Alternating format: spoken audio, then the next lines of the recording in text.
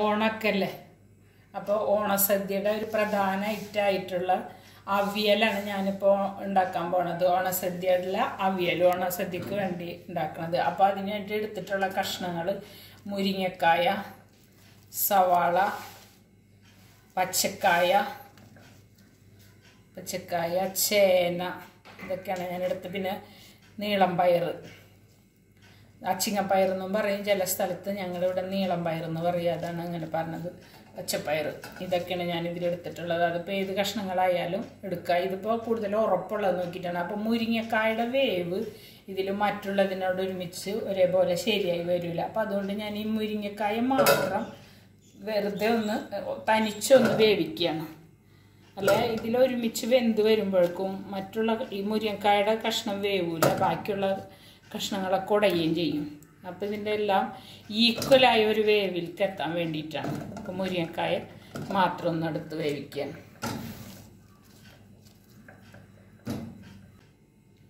അപ്പോൾ ഇതിലധികം വെള്ളം ചേർക്കണില്ല, കുറച്ച് വെള്ളം ചേർക്കണുള്ളൂ. ഇതൊന്നിട്ട് ഒന്ന് മൂടി വെച്ച് വേവിച്ചെടുക്കാം. അത് ഇതിൻ്റെ വേവ് ശരിയാവാൻ വേണ്ടിയിട്ടാണ്.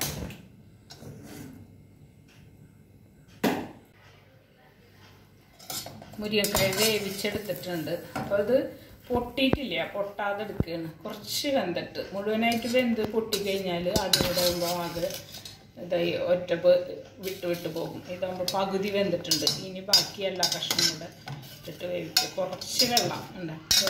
ഇതിൽ ഇത്തിരി വെള്ളം ഒഴിച്ചിട്ടാണ് ഞാൻ വേവിച്ചത്. അപ്പോൾ പാകമായി വന്നിട്ടുണ്ട്. ഇനിയിപ്പോൾ ഈ കഷ്ണങ്ങളിൽ ഇത് ചേർത്തിട്ട് ബാക്കിയെല്ലാം ചേരുവയിൽ ഇനിയിപ്പോൾ ഇതിൽ ചേർത്തിട്ടുണ്ട്. ഇനി ബാക്കി ഇതിലേക്ക് മറ്റ് ചേരുവകളൊക്കെ ചേർക്കണം.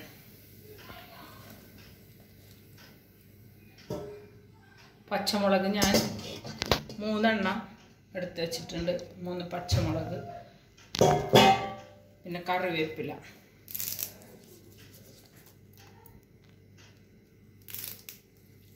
ഇപ്പം ഞാൻ 2 തണ്ട് ചേർത്ത് കൊടുക്കുന്നത്. ഇനി ഇത് പാകമായി കഴിഞ്ഞതിന് ശേഷം അവസാനം 2 തണ്ടും കൂടെ, അപ്പം നല്ല മണം കിട്ടാൻ വേണ്ടിയിട്ടാണ് അങ്ങനെ ചെയ്യുന്നത്.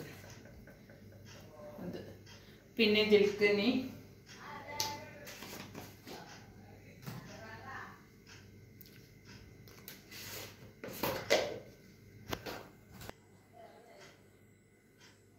ഇതിലേക്ക് 1 സ്പൂണ് മുളക് പൊടി. ഇതിപ്പോൾ കാശ്മീരി തന്നെയാണ് മുളക് പൊടി ചേർക്കണത്. ഇതിലിപ്പോൾ അവിയലല്ല, അവിയലിന്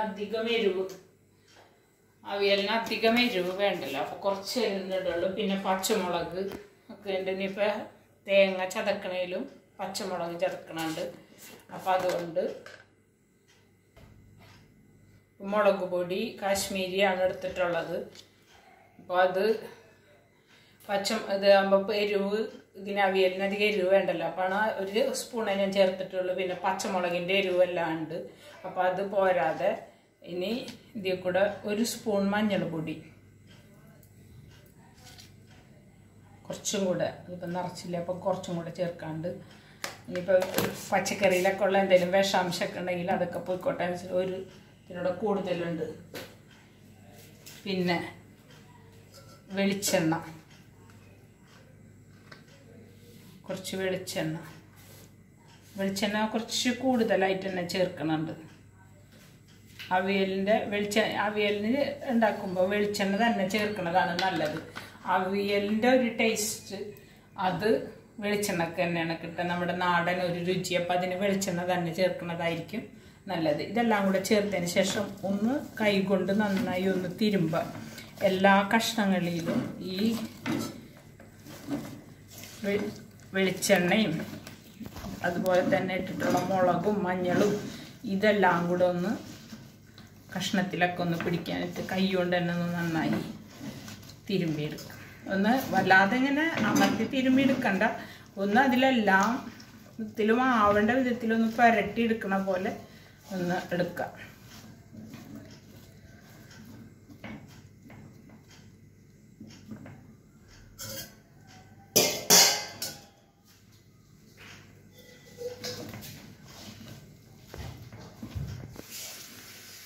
ഇനിയിപ്പോൾ ഇതിപ്പോൾ എല്ലാത്തിലും പതുക്കെ ഒന്ന് പുരട്ടിയിട്ടുണ്ട്.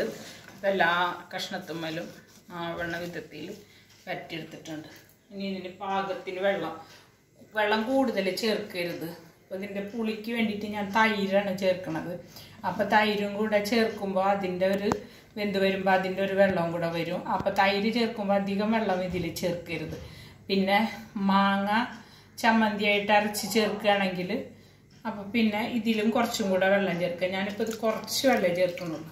കൈ കൊണ്ട് തന്നെ ഇതിൽ പാകമുള്ളത് ഇങ്ങനെ വെളിച്ചെണ്ണയൊക്കെ തിരുമ്മിയിട്ടുള്ളതുകൊണ്ട് പെട്ടെന്ന് വേവും.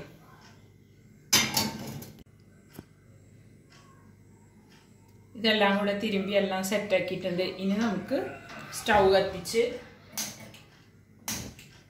വെക്കാം. അപ്പോൾ ഇപ്പം ഇനി ഇത് വേവണം. അപ്പം ഇതൊന്ന് മൂടി വെച്ച് വേവിക്കാം. ഇപ്പം ഇത് വെന്ത് വരുമ്പോഴേക്കും ഇതിന് വേണ്ട ചമ്മന്തി തയ്യാറാക്കിയെടുക്കാം.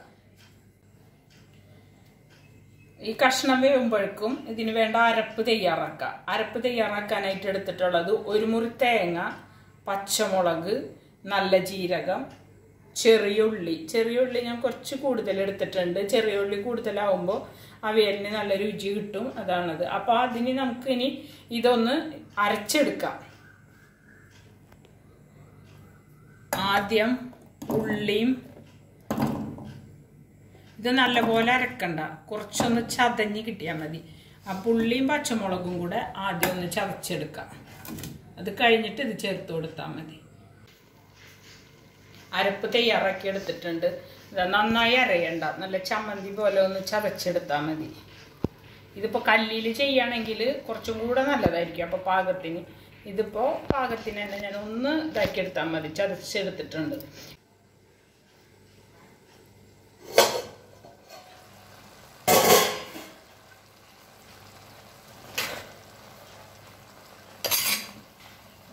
ഇപ്പം നമ്മുടെ അവിയലിൻ്റെ കഷ്ണമെല്ലാം വെന്ത് തുടങ്ങിയിട്ടുണ്ട്. ഇത് മുഴുവനായിട്ടും വേവരുത്, മുഴുവനായിട്ടും വേവണം മുമ്പായിട്ട് വെന്ത് തുടങ്ങിയിട്ടുണ്ട്. അതിന് മുമ്പായിട്ട് തന്നെ ഇതിൽ ഉപ്പ് ചേർത്ത് കൊടുക്കണം.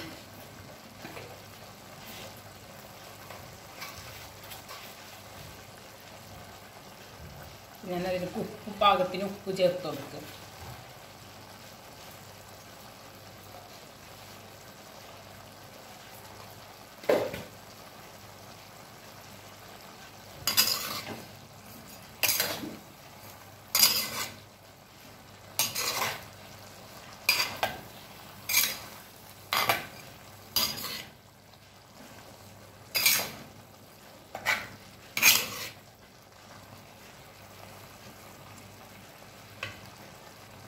പിന്നെ ഇത് തൈര്, ഇതിപ്പോൾ ഞാൻ ഇത്ര തൈര് എടുത്തിട്ടുണ്ട്, ഒരു 1/4 ഗ്ലാസ്. അത് പുളി കൂടുതലാണെങ്കിൽ അതിനനുസരിച്ച് നോക്കിയിട്ട് എടുത്താൽ മതി. ഇതിപ്പോൾ തൈരല്ലെങ്കിൽ മാങ്ങ, ഇപ്പം മാങ്ങ എപ്പോഴും കിട്ടുന്നതുകൊണ്ട് മാങ്ങ ചേർത്ത് കൊടുക്കാം പുളിക്ക് വേണ്ടിയിട്ട്. ഇനി അതല്ല തൈരും മാങ്ങയും നമ്മുടെ കയ്യിലില്ലെങ്കിൽ കുറച്ച് കോൽപ്പുളി അത് പിഴിഞ്ഞെടുത്തിട്ട് അയാലും ചേർത്താൽ പാകത്തിന് പുളി ചേർത്ത് കൊടുക്കാം. ഇനിയിപ്പോൾ ഇതൊന്ന് ഈ ഉപ്പും പുളിയും ഇതിലൊന്ന് പിടിക്കട്ടെ.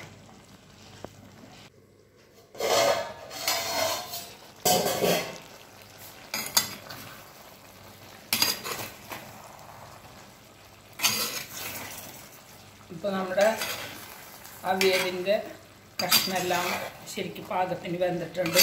അതിലിപ്പോൾ നേരത്തെ തൈരും ഉപ്പും എല്ലാം ചേർത്തിരുന്നു. അപ്പോൾ തൈരും പുളിയും ഉപ്പും ഒക്കെ പിടിച്ചിട്ടുണ്ട്.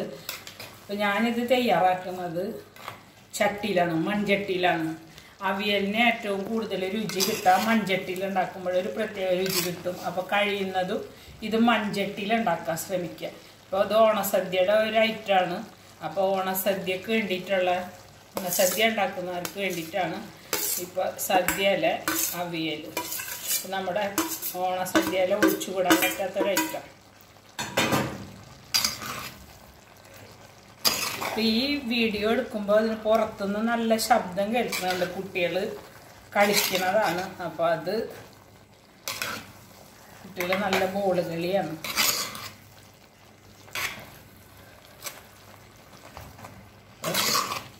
തേങ്ങയും പച്ചമുളക് ചതച്ച് വെച്ചത് ചേർത്ത് അതോടുകൂടി തന്നെ അതൊന്ന് ചേർത്ത് നന്നായി മിക്സ് ചെയ്യണം. അതോടുകൂടി ഒരു തണ്ട് കറിവേപ്പിലയും കൂടെ ഞാൻ ചേർക്കുകയാണ്. ആദ്യം കറിവേപ്പില ചേർത്തിട്ടുണ്ട്, പക്ഷെ കറിവേപ്പില അവസാനം ചേർക്കുമ്പോൾ നല്ല സ്മെല്ലായിരിക്കും വരാം. ആദ്യത്തത് ഇതിൽ ചേർന്ന് കഴിഞ്ഞപ്പോൾ ഇത് പുറത്ത് പെട്ടെന്ന് കിട്ടും.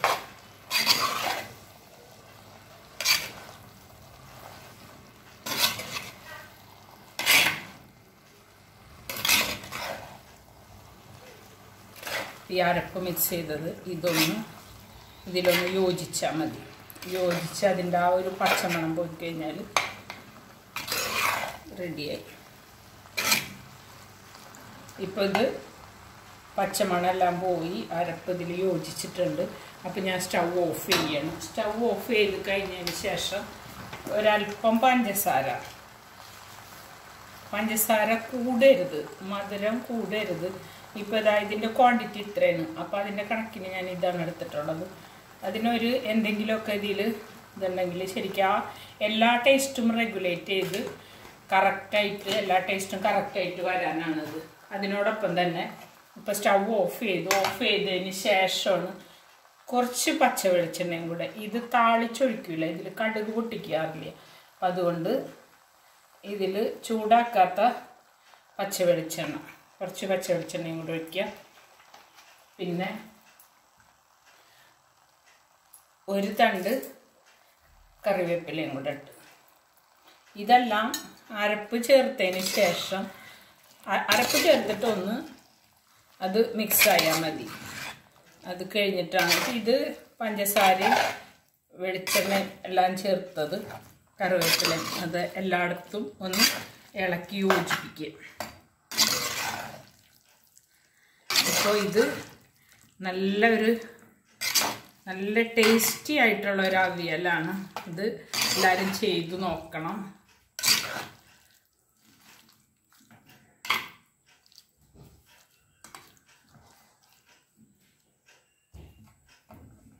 നമ്മുടെ അവിയൽ തയ്യാറായി.